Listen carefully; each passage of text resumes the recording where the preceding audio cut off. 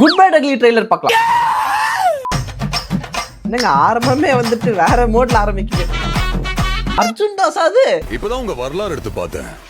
நீ பெரிய வில்லன்னு கேள்விப்பட்ட.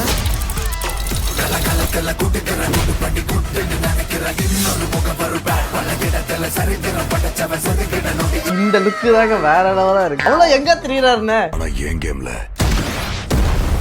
நான் தாண்டா உனக்கு வில்லன். ஏங்க சத்தியமா அர்ஜுன் தாஸ் வில்லனே தெரியல. நைஸ்.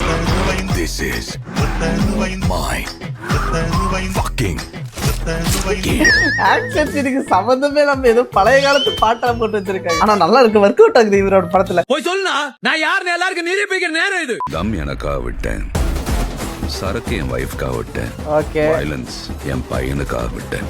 ஆனா என் பையனுக்கு ஒண்ணுனா விட்டதை தொட்டு தானே ஆகணும். ஏகே வராரு வழி விடுறா. புளி புளி புளி சாகு போட்டு வச்சிருக்காங்க.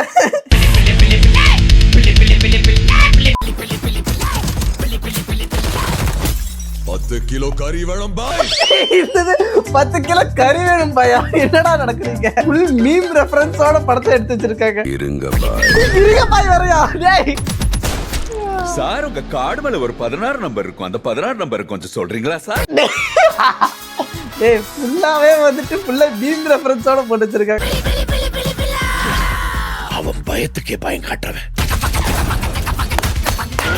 கை இருக்கும், கால் இருக்கும், மூக்கு இருக்கும், மொழி இருக்கும், ஆனா உயிர் இருக்காது.